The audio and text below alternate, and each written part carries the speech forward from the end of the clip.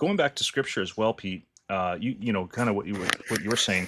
It's not even a single verse. It's a phrase that continually appears in the Bible. If you want to know, if you're a Christian, right, this is a commandment for you. If you're a guy, if you're not a Christian, right, this is at least, I'll say, the model of what a man, a righteous man, should look like. And the phrase, I'll just put it in here, because I know it'll come up, is be strong and courageous, right?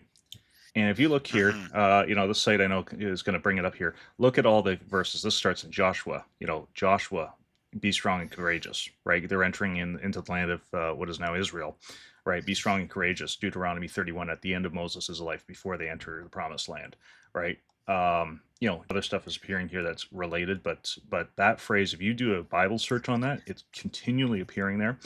And this is one of the things I think that a lot of modern Christianity gets so wrong. You brought up the Mennonites. I don't think that they're alone by any means in this. A lot of Hmm. even jellyfish, you know, churches are like this.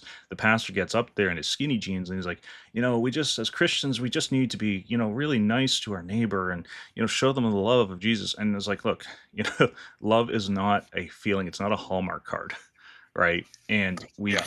we've sold this whole thing.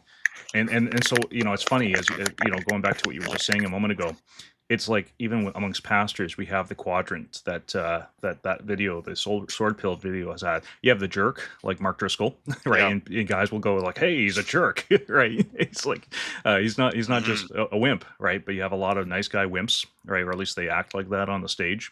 You know, and what you're really looking for is a fellow who is going to be sensitive and, again, tender to his flock when he needs to be, but he also is going to be strong. And I think it's a John Calvin quote, that he needs to have a voice for the sheep and a voice for the wolves.